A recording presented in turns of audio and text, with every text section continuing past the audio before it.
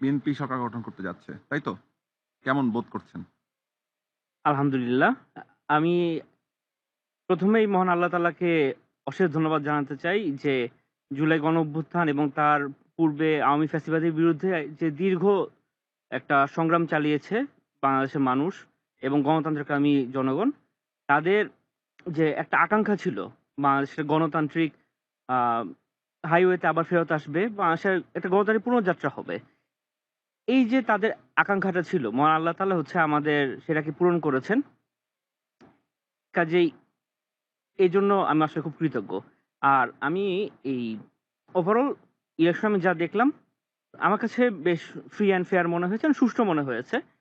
তো ডক্টর ইউনূসকে আসলে একটা স্পেশাল ধন্যবাদ দেওয়া উচিত যে উনি একটা চমৎকার যে ইলেকশন আমাদের উপহার দিতে পেরেছেন এবং ওভারঅল এখন আপনি নিশ্চয়ই দেখতে পাচ্ছেন যে বেশ কিছু কনসার্ন রেইজড হয়েছে বিভিন্ন পক্ষের কাছ থেকে এবং হোপফুলি এগুলো খুব সুন্দরভাবে রিজলভ করা যাবে এবং ইনশাআল্লাহ আমরা একটা ভালো হুম। সময় সামনে উপভোগ করতে পারবো। আপনার কাছে মনে হচ্ছে যে জুলাইয়ের যে আকাঙ্খা ছিল সেখান থেকে আ আমাদের নতুন যে গভর্নমেন্ট আসবে, যা আসতে চলেছে তারা সেটাকে আপহোল্ড করতে পারবে? আমি এই বিষয়ে আসলে অত্যন্ত হোপফুল।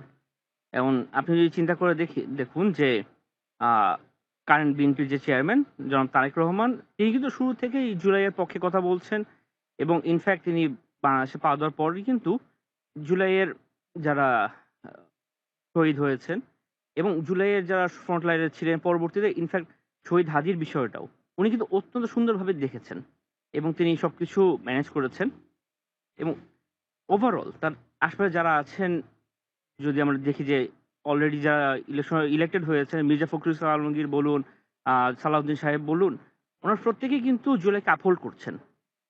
প্রত্যেকেই কিন্তু তাদের যার অবস্থান থেকে জুলাইকে সমর্থন জানিয়েছেন এবং যারা তরুণরা আছেন তারাও কিন্তু খুব অ্যাক্টিভলি জুলাইয়ের ফ্রন্ট লাইন হিসেবে ছিলেন।